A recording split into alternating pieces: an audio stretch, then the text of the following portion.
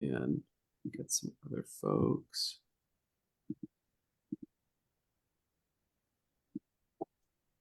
Oh, I think it's working this time. Fantastic. Maybe. Technology. Yep. Oh my gosh. Second try. We're doing great. All right, we'll let the last folks in here and then get started.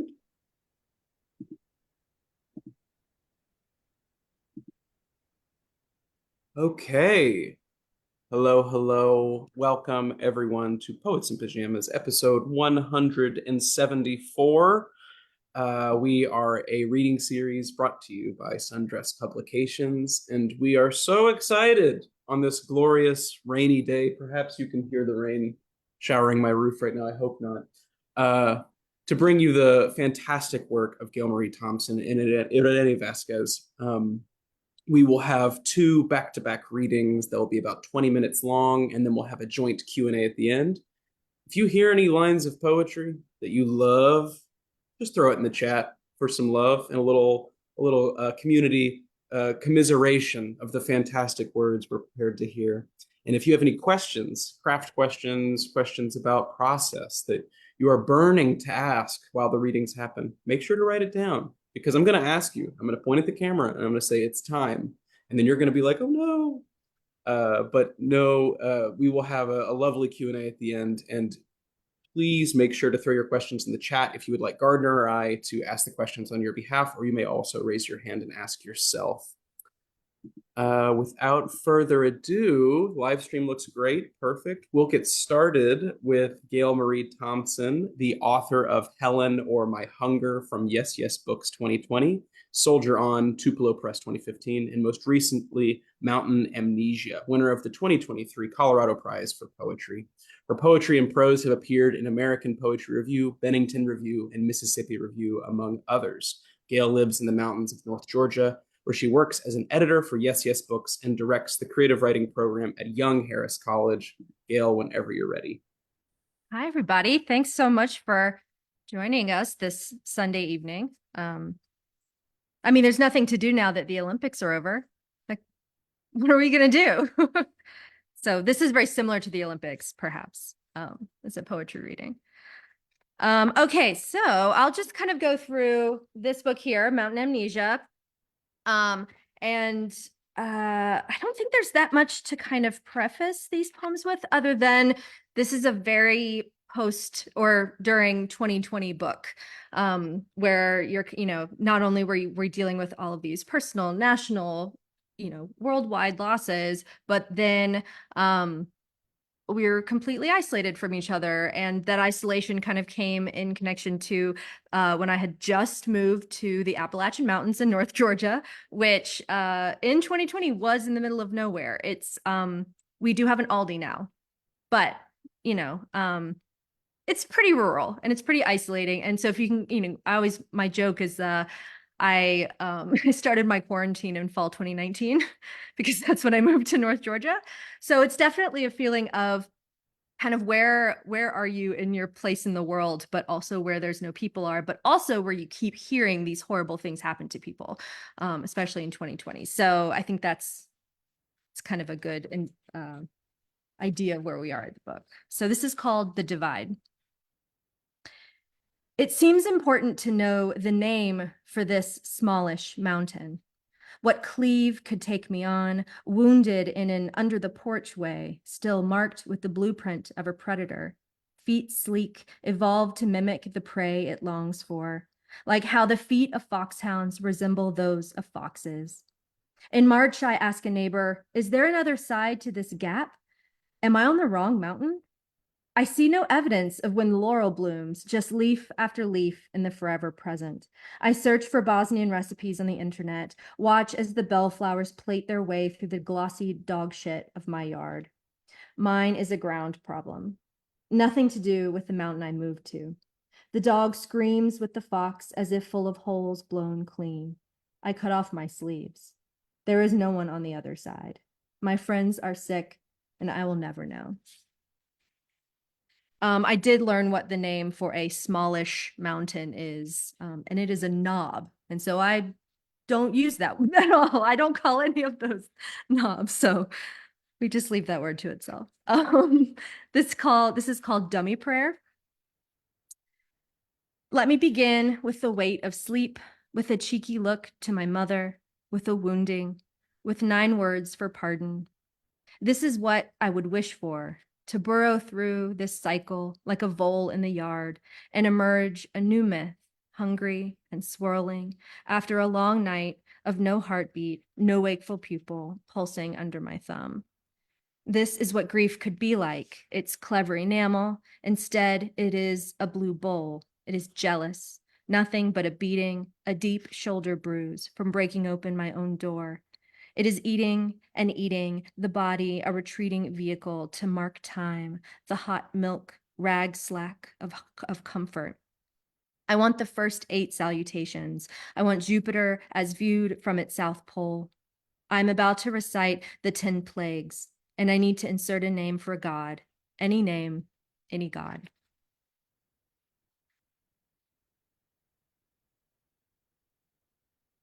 This is called Mayday.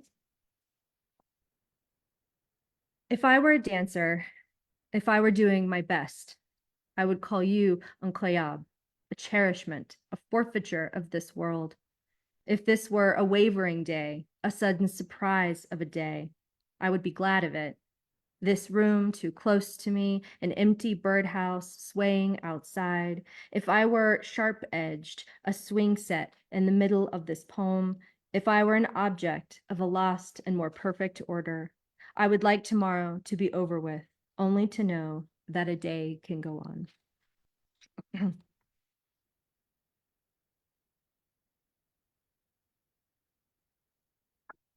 Is anyone familiar with Jack Gilbert's The Forgotten Dialect of the Heart?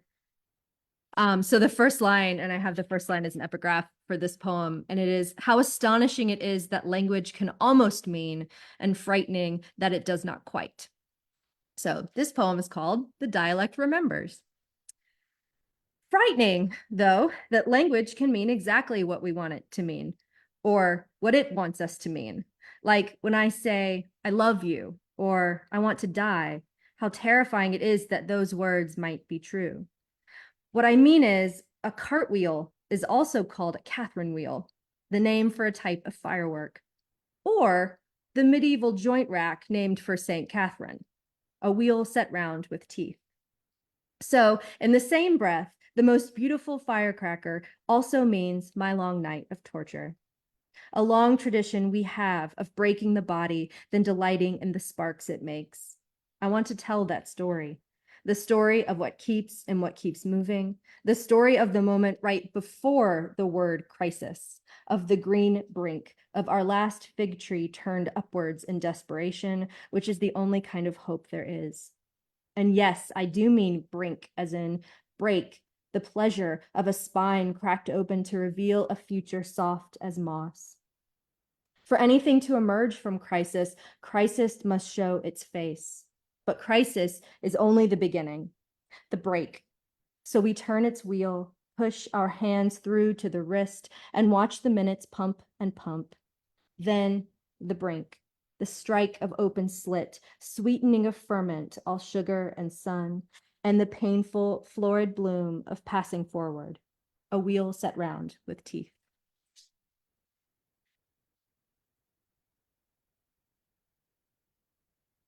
All right, this poem is called Turnover, and I'm sorry it's not about dessert, so I wish it was.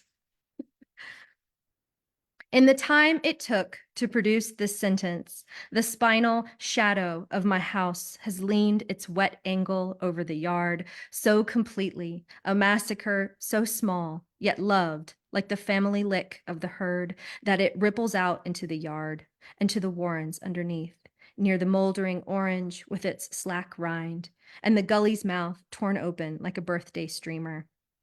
Because the earth betrays as it scrapes away, like some black treadmill, so that from underneath races a land so struck with its own disappearance that the folded fawn knows each strangling ramp is right on the verge of opening, and that the dip of hoofprint bears witness to the jaw cracked slack, to colony collapse, how little and yet how much it matters to count the dead.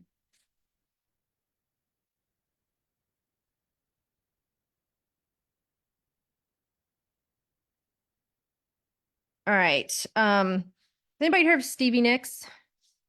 Just, kind of underground. So I just didn't know.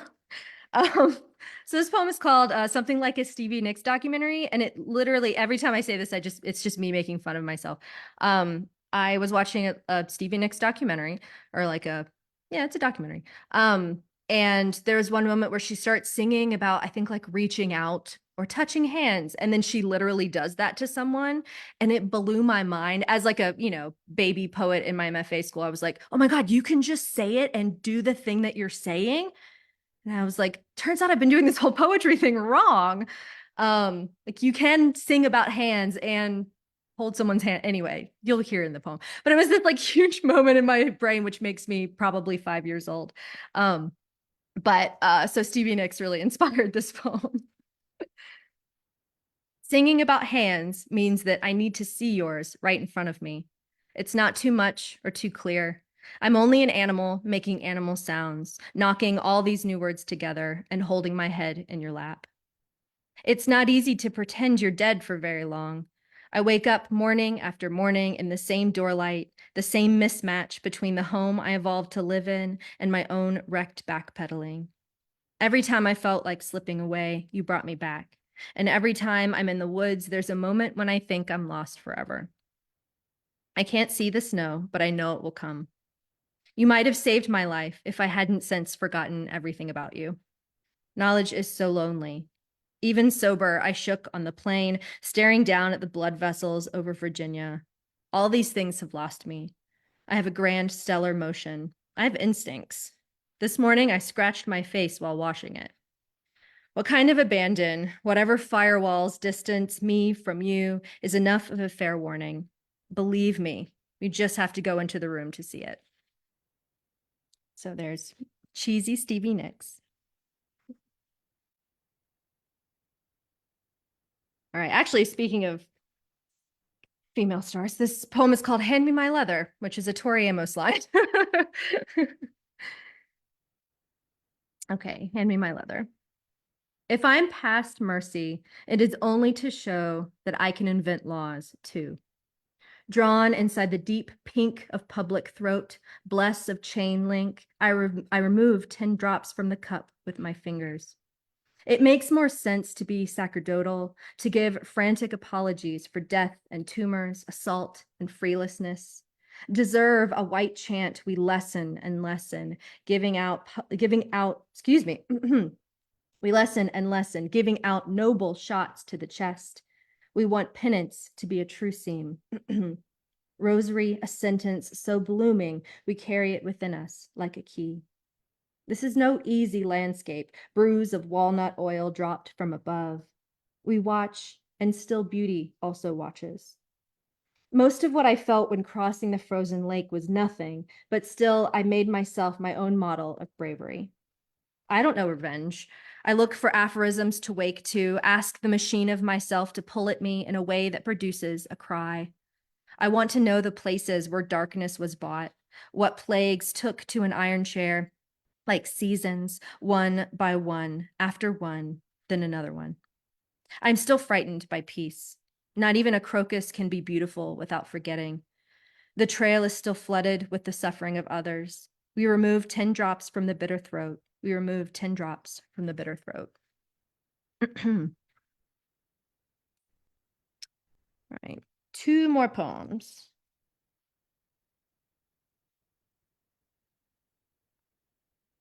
Awesome. So my dog plays a very big role in this book because he was around me constantly, is still around me constantly. But so many of the poems in this book are just me and my dog walking around. And also dog shit shows up several times as well. So that's basically, if you had a pet, in 2020. That's like your day revolved around that. So anyway, this is called Ground Rules. It's June, and I turn and turn my wet leg in sleep in hopes of making a poultice. There's so much to learn here in this place where fire does the kind of good violence we need it to. Already I've taken to calling this valley floor peat, the most useful of gathered deaths. Each day, my dog and I nod to the soft, pulpy rot of the world from behind the sleek blackberries. Good work, we say, meaning step back, step back.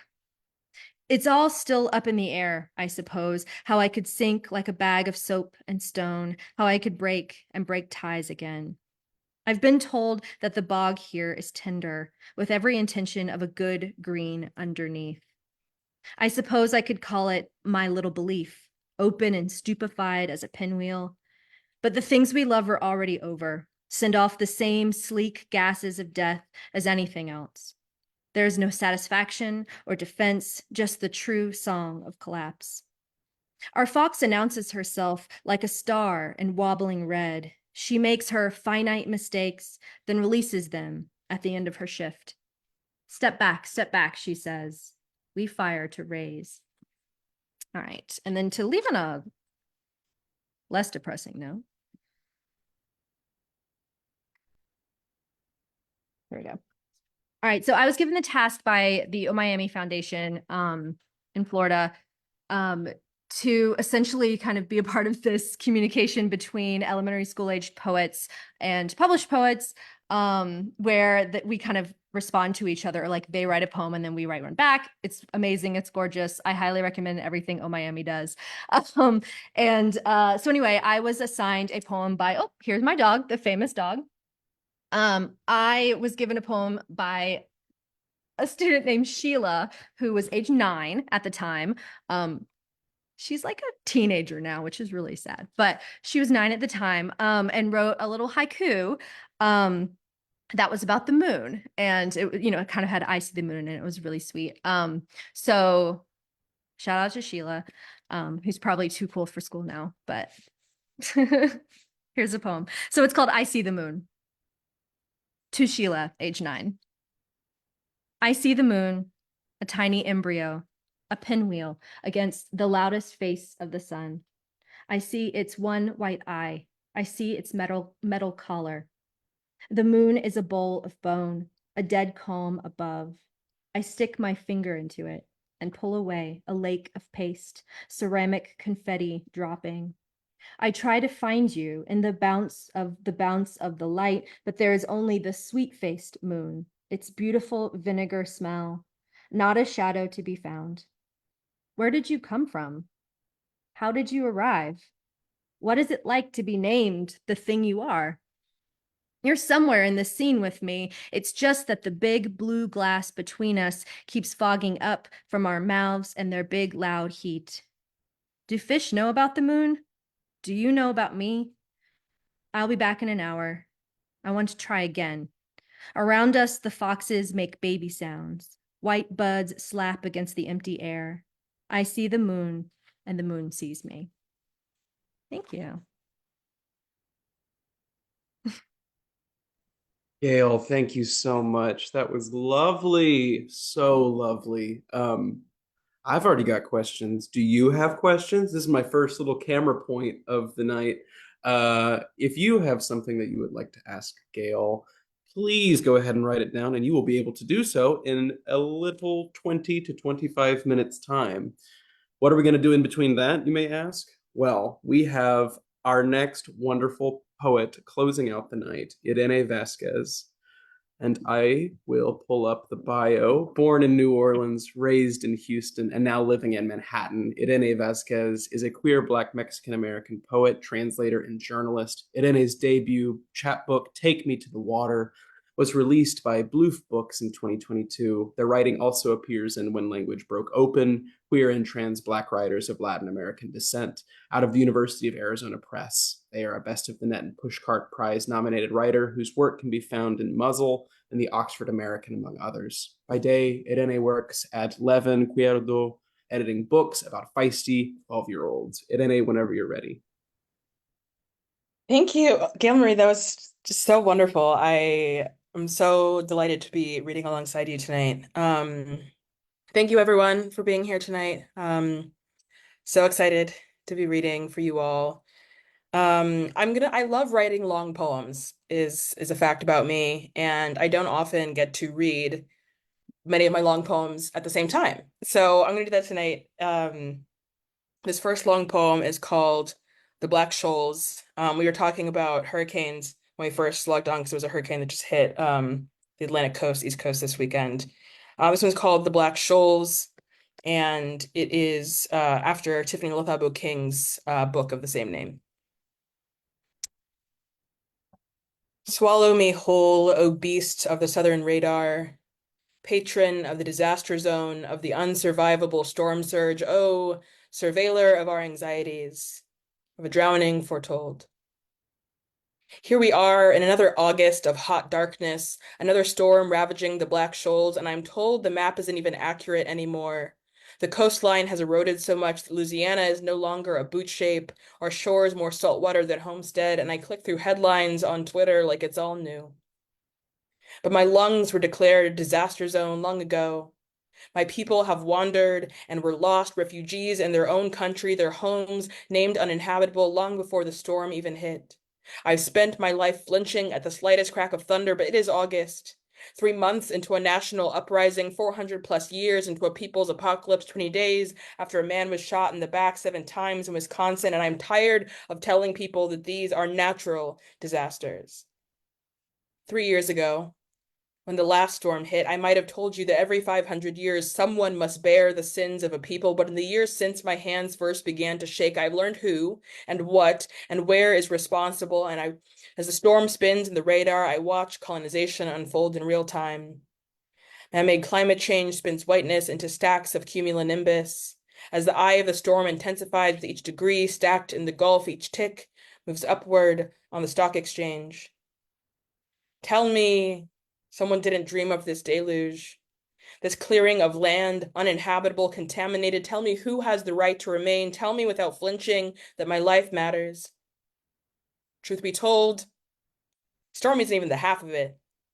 Ain't nothing new about our lands declared uninhabitable, cleared for industrial use, for flume and flare, for fire and brimstone. This place, the only one where we were allowed to reside, refineries, petrochemical infestations have taken hold in our homelands, and in the days before natural disaster, they unleashed one man-made all on their own.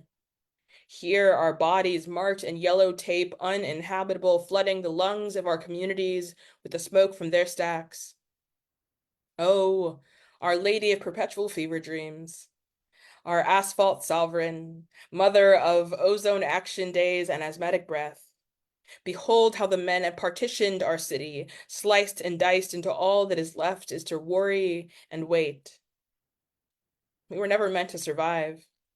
And ain't that some shit? Ain't that something holy in all this mudbound? Ain't that some black life? For still I sit here loving you, blessed city of perpetual rain cloud, we who have kept on keeping on, pressing towards the mark. We brought here to these black shoals long before the storms came.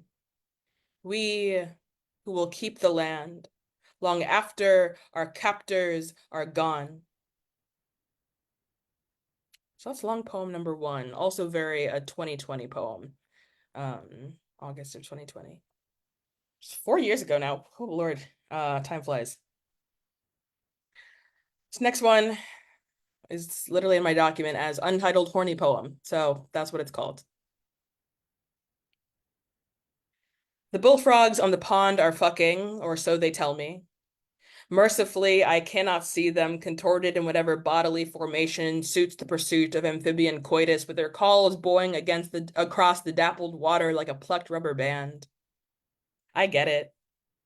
When the going was good, I would have bathed your body with my tongue if you'd asked. Every cranny, every crevice. In fact, I remember one afternoon in my newly signed for apartment, so moved by the sight of your body that we fucked on the bare floor, our bodies fused together, a new creature of the taxonomical class Mammalia, a freshly birthed foal. And though I'm inclined to believe Darwin's theory of our origins, I'd have believed you if you had told me I'd just been shaped out of clay by God. Got another long one for you. This one's called Another Diaspora Poem. It's a very special place in my heart. Yeah. Another diaspora poem. Diaspora poem speaks of beaches I have never set a single foot on, says sprinkle in some words in Spanish so they know you have something to remember. Diaspora poem says watch me. Says you must be the proof the subaltern can speak, says always yell, says stay yelling. Diaspora poem says wandering is better than any home you could ever settle into, says you were denied the past so keep pushing towards the future, says yearn. Says drink up though you'll never be filled. Diaspora poem says lie down for me. Cuts out my tongue so I know what it means to lack, says isn't it glamorous? Isn't the loneliness worth it?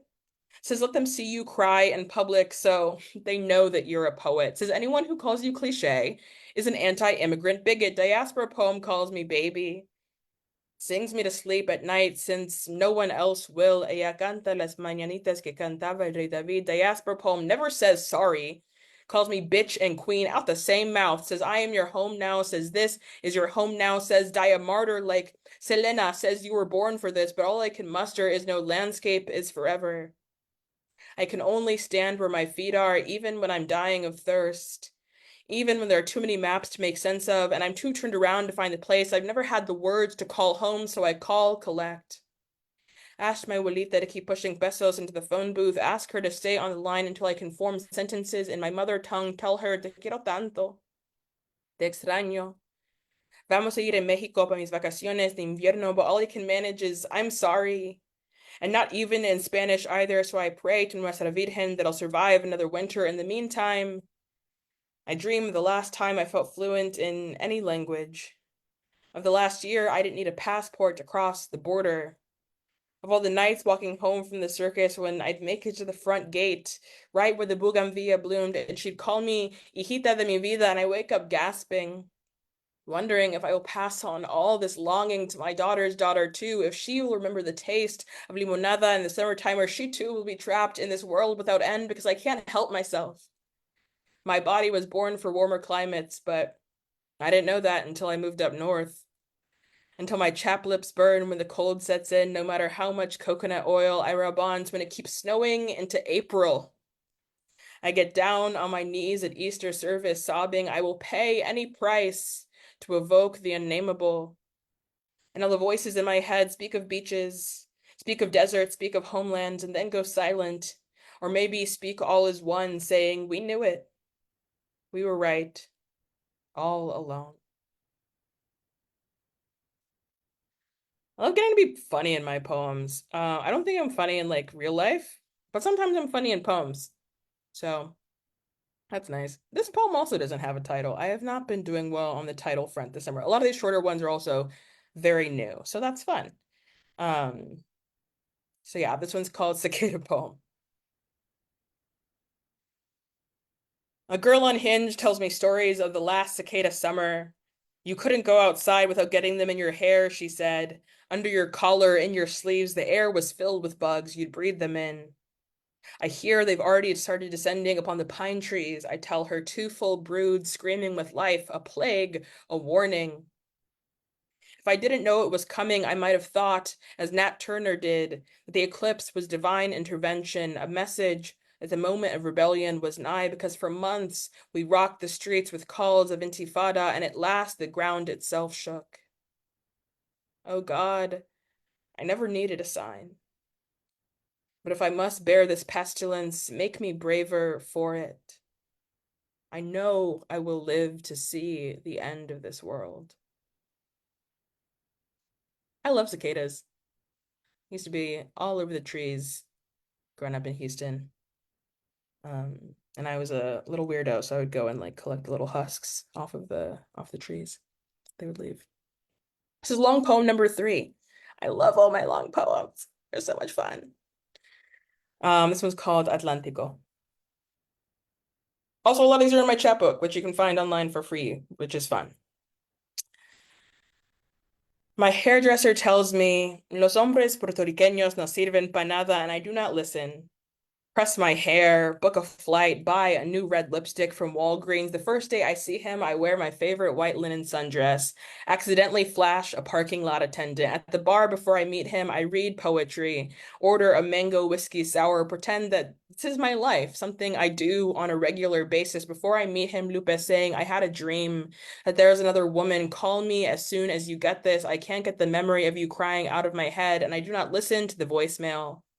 I meet him in the parking lot of the bar and he bursts into a smile, takes my suitcase, which I love because sometimes I get tired of caring for myself. He says, what are you working on? And do you remember how we said we'd get our ears pierced together? And you've always been so capable. And this is Julissa, my girlfriend. She's meeting us for dinner. And I think Ave Maria Purísima, he has done it again. But I go to dinner. I laugh. I allow myself all our memories because I know this will be the last time. The 3 days are a blur. Taxi cabs, museum, long walks around the campus where they study. I eat. Sometimes vomit it up because it's too rich and this island's bacteria do not know me yet. And the last night I sit him down on the too small, sterile Airbnb couch. Night had fallen outside. He wants to make sure I have cash for the cab to the airport. And I ask, who claims you? I keep asking, and who do you claim? Because I cannot be responsible for this anymore. This $30 oversized baggage charge, all this money I could have spent on books or flood insurance over and over again. I hear myself saying, you've done this again and again, treated me like our promises meant something, like you held my hand when I was 19 and couldn't handle my liquor, like you cared that I was black and you were black, and we both saw the only cities that ever loved us back blown apart, and everything else is hard enough, so love shouldn't be. And as he's telling me he doesn't understand, I see a rivulet of water whisper under the crack of the door. Then a stream begins to trickle in from the bathroom upstairs, and I'm saying, you've made me feel like I've made a mistake trusting you, which I cannot forgive. The door bursts down, the waters rush in, the couch floats out the window. I nearly smack my head on the door jamb on the way out. An egret glides above us, and the conches are saying something I cannot comprehend, but that vibrates like memory. And before I can panic, I listen, and I sense that I can get home from here, that this too is my ocean, and after everything, the memory of the mango whiskey sour isn't spoiled, and all I learned about the law is that it cannot tell you what is wrong or right, but water always knows what it's doing. So next time it floods, I am building my boat. I haven't done that poem in a while. I freaking love that one. It's so much fun to perform. I got two more poems for each night. This last one Atlantic got, and this next one I'm about to read, as well as many poems that I've written in the last 4 years, are indebted deeply to Shira Ehrlichman and her online course in Surreal Life. Love Shira. Wrote both of these in that class. This one's called Sonnet for My Kingdom. King of 2 hour, 43-minute half marathons, Duchess of arriving early, gold star for taking my meds every day, even when I don't have water and it burns on the way down. Call me a duke just so I can have a douchey, doesn't matter what it's of. Prince of explaining beef between women's soccer teams and their federations. Blue ribbon and remembering birthdays. Bronze and no Olympics. Bronze and knowing to say what you're sad, just happy to be on the podium. Top 0.5% of Carly Rae Jepsen fans. If I were a betting man, I'd like those odds. I'd roll the dice. I'd lay down my life. Lord. I was like tearing up towards the end of that because my throat was dry. Sorry, guys. Drank the water too fast. I went down the wrong pipe. Lord. Okay, one more poem. I can do this. I have a bit of a cold, as you can probably tell. But got one more. I think you can.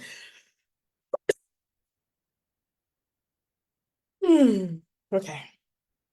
This next one's my favorite. I love all my children equally, but this one is my favorite.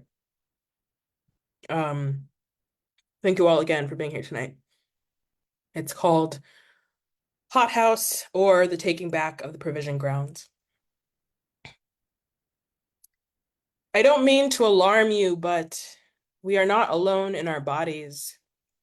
I don't mean to erase your agency, but we are less bodies than botanical gardens, less individuals than a collection of holy sacraments. What I mean is, I recently found out there are trillions of microorganisms in the gut alone, bacteria, viruses, and fungi more than the number of human cells in the entire body. I mean, I always had a sneaking suspicion we exceeded this anatomy, sustained by something simpler and perhaps closer to God, something more ancient that knows no name, something passed down, more precious than property. So fuck off, Big Pharma.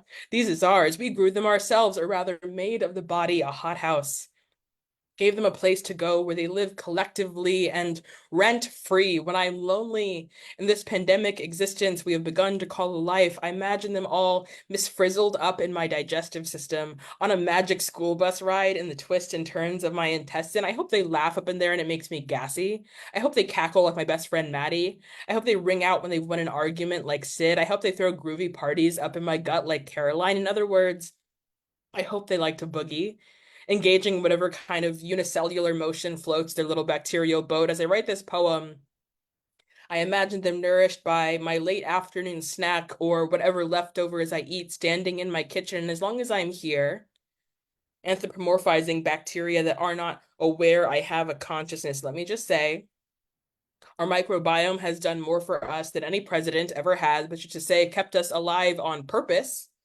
Dare I say that our bacteria know that race is a fiction, but they too have seen some shit go down in the provision grounds. They have known poison waters that preceded us, and they will be better prepared for whatever future that is to come. When I'm at my lowest, I hear them calling to us, oh, our children of Louisiana silts, Delta babies, unbought and unbossed, we wish you mud and muck. From your mothers we were formed, not born, but guiding you through your journey back to the earth, to the mud. One day we will return both beyond and because of you. But here in the poem, we can be anything. So we synthesized vitamins and gave you rhythm, broke down simple carbohydrates and sent you moxie. We pushed and pulled you to the beat of our ancestors to give you this, the God body. So when we eat now, we eat sacrament. When we live now, we live garden. When we fuck and jump and sleep soundly in the night, we are bountiful. We are multiple. We are home. Thank you guys. Irene, thank you so much. That was just lovely, lovely, lovely. Two banger back-to-back readings. And it is my honor and privilege to mosey us into a Q&A portion for all of you curious listeners who would love to ask a craft question or otherwise to our guests. I'll kickstart us off, though. I am always curious about what folks are fascinated with in life and that inspires them as it relates to their work. So this is not necessarily even having to do with literature necessarily or books, but what have y'all been investigating recently that has been capturing your attention just wholeheartedly? Gale, Marie, maybe first, and then Irene. Oh wow. I'm actually pointedly trying, I mean, I'm saying trying not to do those things this summer. I am reading, I just got out of reading a bunch of fairy smut books. So you know, that's I'm really investigating that right now.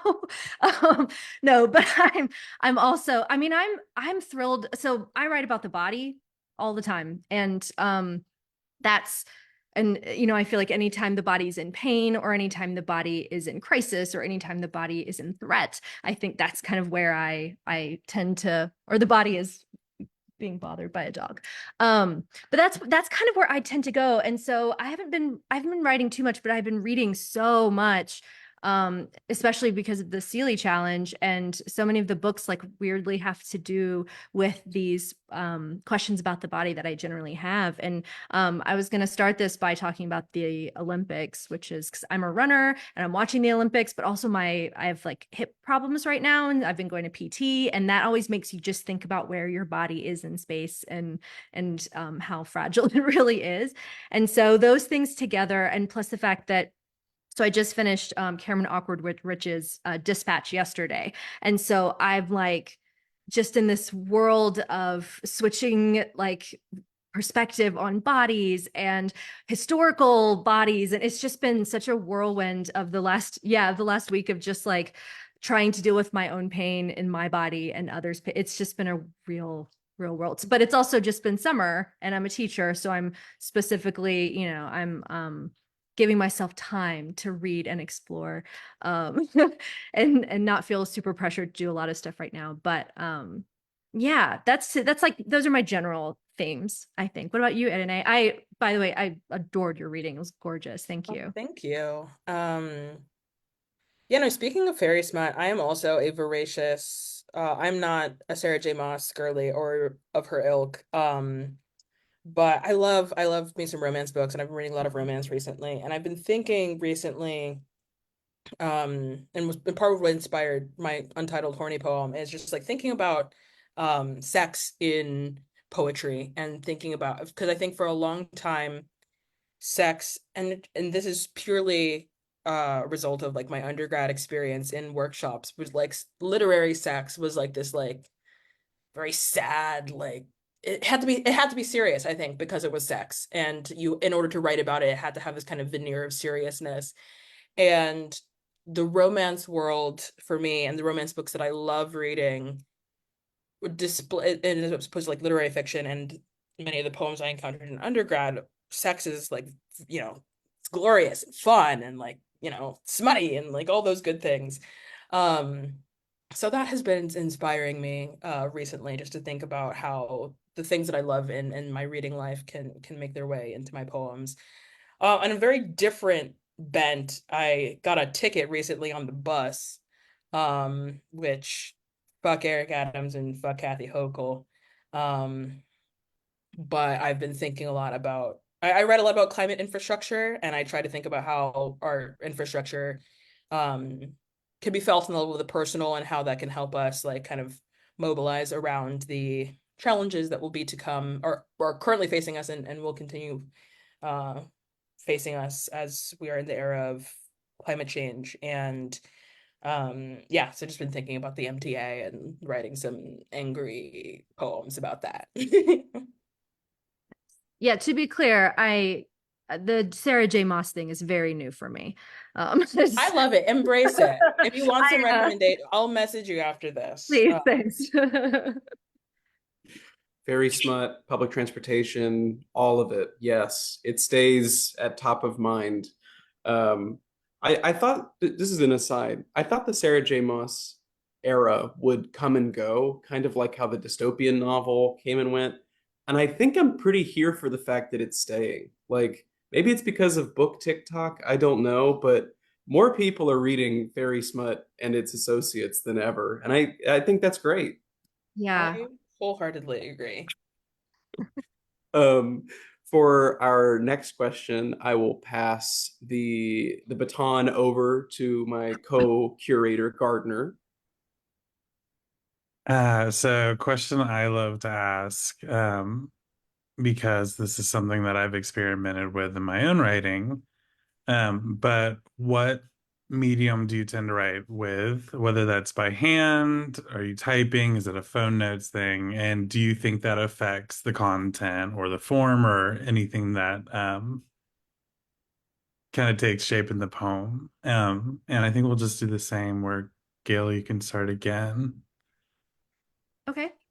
Yeah, I try to do both, or kind of take the best aspects of both analog writing in a notebook and writing on my computer. For a while in my MFA program, I had a really loud typewriter that I loved, but those are things you can only have maybe in your MFA. But yeah, because I remember being in college and was writing all these like college poems in my computer. Sorry, I have an eyelash in my eye. And then so like one semester, like I had a death in the family. It was, I can't remember, there's like a couple other like weird things happening that I think Hurricane Katrina had just happened that fall. It was just like a weird time. And then my computer just like melted randomly. I mean, not to say that any of these are all that connected, but I just remember there being so many things to think about and so many things I wanted to write about, but I had a melted computer. And yet I still had to turn things in for poetry workshop. And so I got this big notebook and just started writing, and it completely changed my poems. And so that from then on, I kind of make sure to start on a notebook, and a lot of times I'll just write down random shit and just kind of compile it later on the computer. But I find it really important for me because a lot of times I just refuse to say the thing that I'm actually trying to say. It's just a fun thing I like to do as a poet. You heard my struggle with Stevie Nicks. Sometimes I just have to say like, God damn it, just say the thing, Gale, come on. And so a lot of times for me, writing in notebooks just makes me like actually think about what I'm saying and not try and couch it with like coolness and just kind of just say the thing. And then I do like the computer because I do feel very visual about it. So I then kind of transfer or like put it all together on a computer. That makes sense. Yeah, I think it depends. So I'm also a essayist and a journalist. And so my nonfiction pieces I draft on the computer. But all that to say is that I write a lot about about the same topics in my poems that I do in my nonfiction, the climate crisis and environmental racism and all those kinds of things. And because of the level of like, I like the research and the jargon and like all of and trying to get all of those things that can feel very heady and like bring them back down to kind of the realm of the physical and the personal and the tangible. And so because of that, when I'm drafting a poem of that nature, like this MTA thing I've been doing recently, I'll write that a lot of times on the computer, because I like to go and be like, oh, like what is the technical term for the thing that I'm looking for, and then I'll go and like it does unfortunately lead me down some rabbit holes sometimes. But that's sort of stuff I like to draft on the computer. Um, but I've got copious iPhone notes as well. I have a notebook that I keep on me. Um, my morning writing ritual that I do is typically on the computer. Um, but yeah, anytime something strikes me, I will write it down in whatever medium is available to me. I used to have a little like private Twitter account where I would just be like, oh, a word, and then just like tweet it to myself. And then it weirdly like purging the accounts that didn't have followers. And I was like, no, I'm the follower. Like, I like the idea of being able to like just put random things into something so that later you can use them.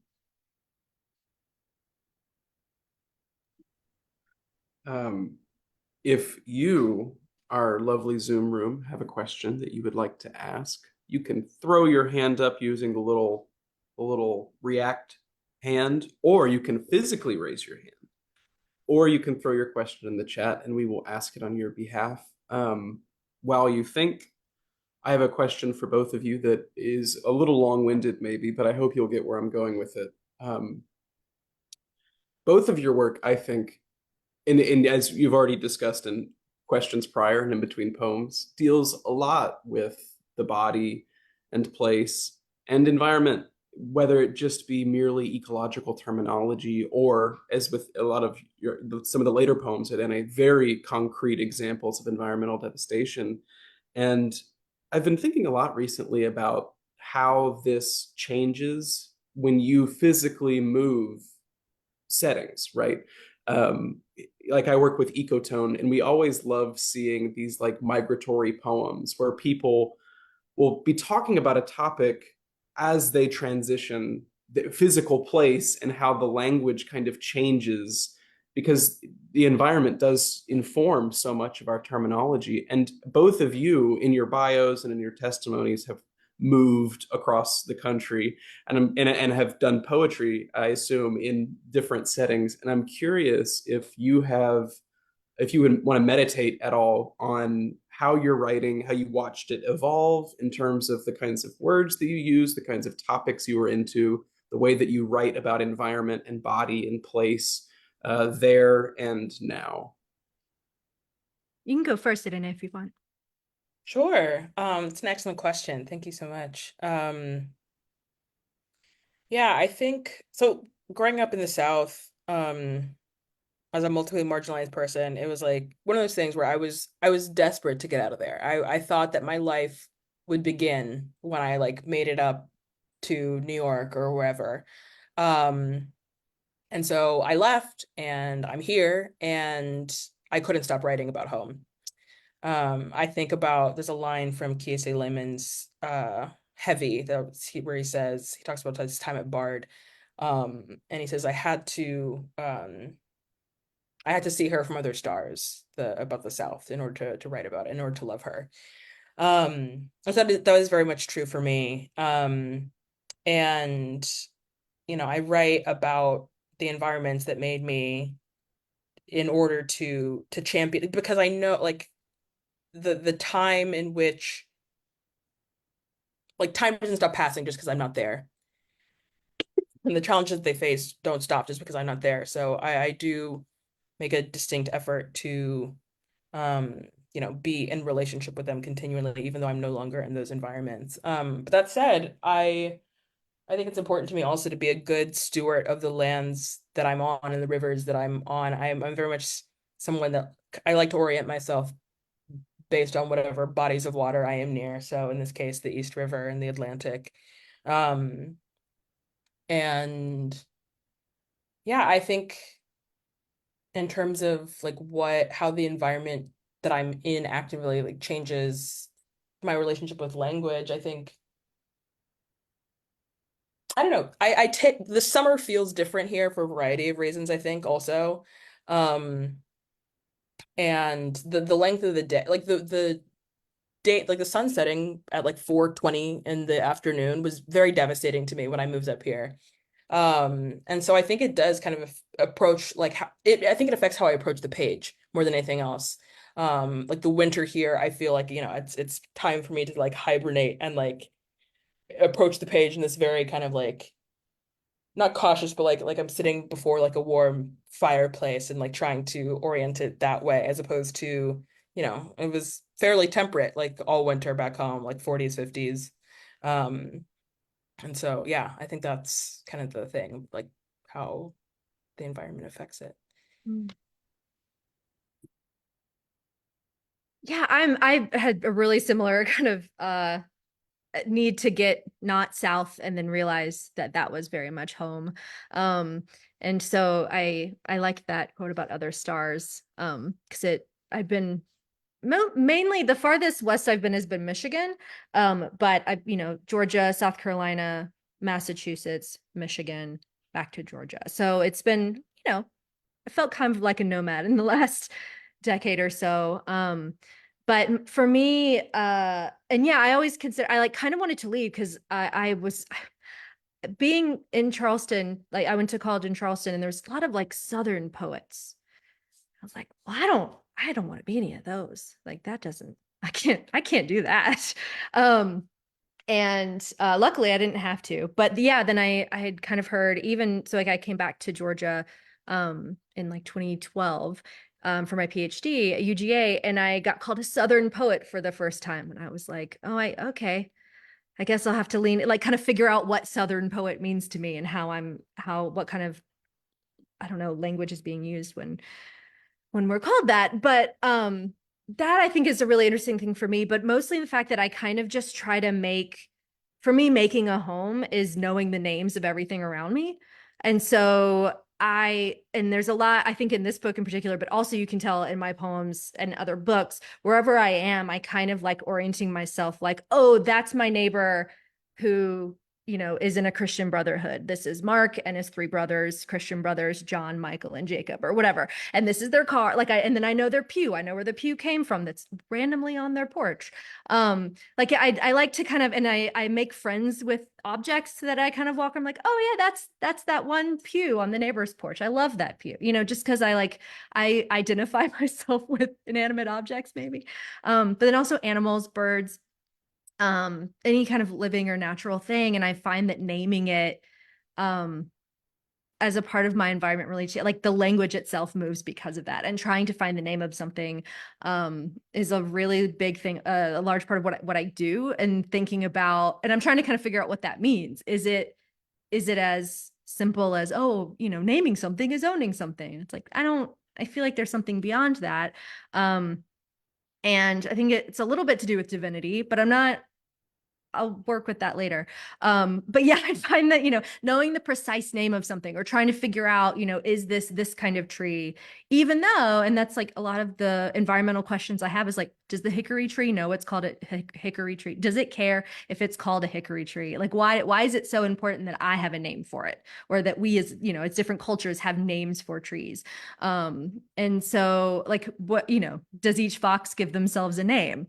I hope so. I doubt it, but I hope so. But like there's all these questions I have of this specific language for things, and the vocabulary that we use when we say things, and that changes throughout all of my poems, because I want to be, I kind of want to surround myself with familiar objects and friends, which then kind of makes home for me.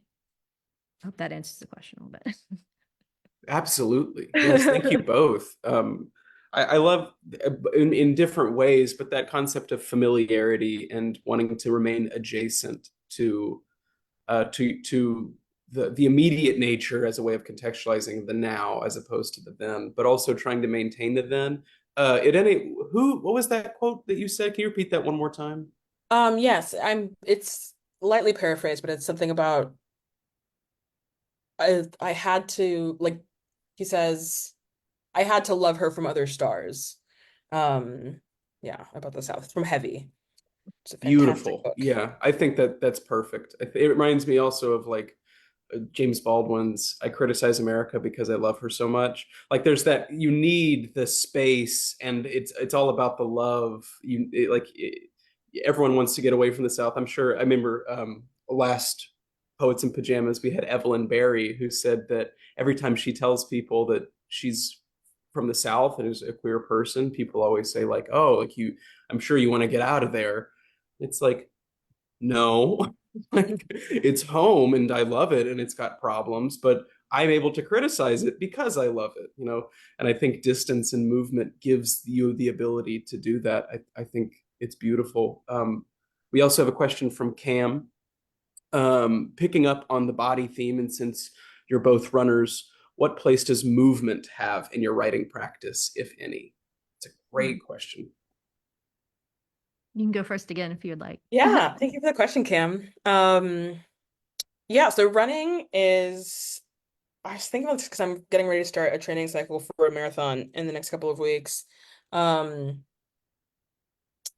think for me, I described this also last year to a friend when we were in a writing class together, is that poetry and running for me are similar in the fact that they honor showing up every day. You can't run longer distances unless you run run with some sort of consistency. And like I love running slow. Like I used to run track and cross country and stuff, and I'm very competitive, but now I learned to love running again as an adult because I run slowly. And I learned to just be, I was like, all that it is required of me is that I show up and I log the miles, and then it doesn't matter how fast I go, I have to do it. And poetry for me is the same way. It's I have to, I get up at a certain time in the morning. I have to plunk myself in front of my laptop, and I have to be there in order to receive the thing that I'm there to receive. And so I think for me, there's a yes, poetry Strava. Like, I mean, like, I listen to, sometimes I'll think of good ideas when I'm running, and I listen to a lot of music when I'm running, and music is a really important part of my writing practice as well. And like, also sometimes it's nice, like, you get into that flow. Both have similar kind of flow states, right? When you get into the middle of the thing and then your brain kind of empties out and then things like click a little bit, which is nice. But I think for me, even more so than that, like the direct things that like, oh, I think about running and then I bring those into my poems.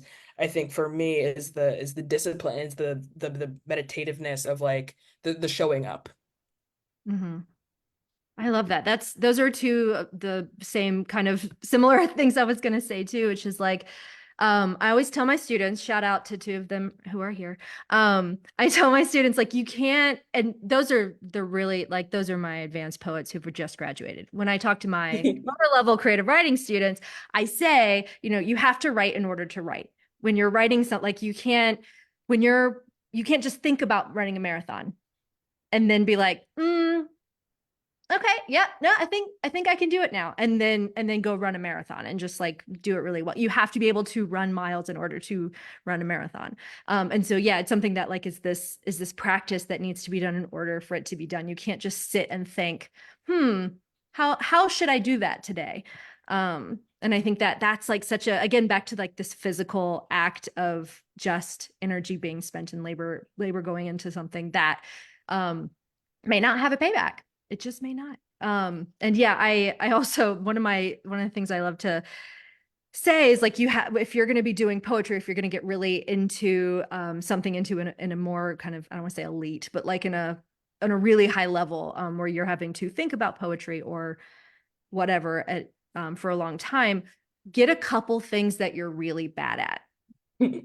Them and do them because you love them. Like that's like a thing I kind of collect over the last few years is like I'm the slowest runner in the world.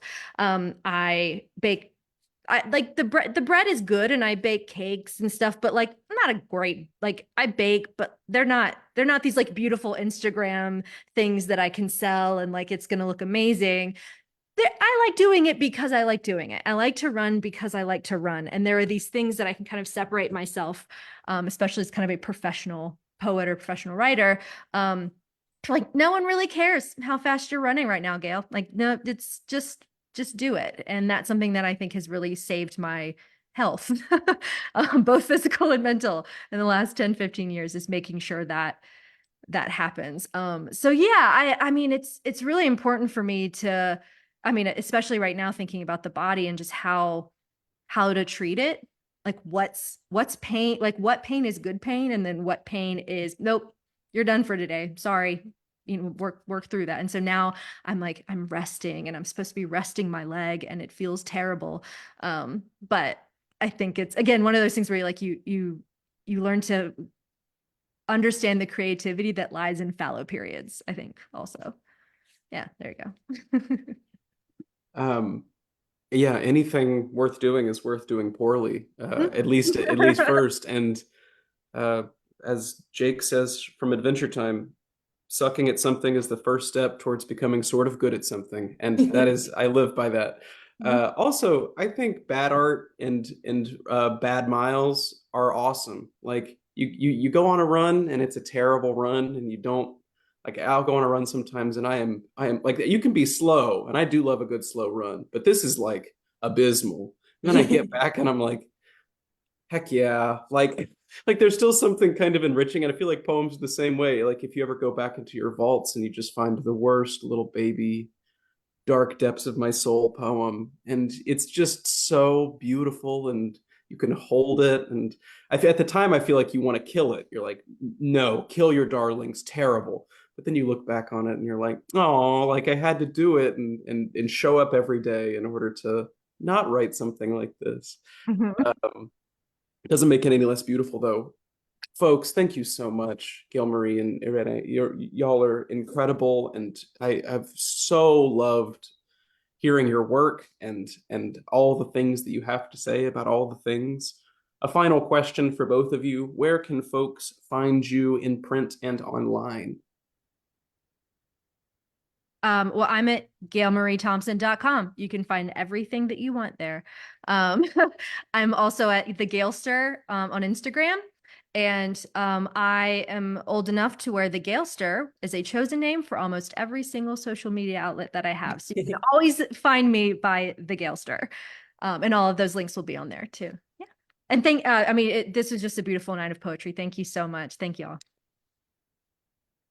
Yeah. Also, you can find me irenevasquez.com, first name, last name, easy money.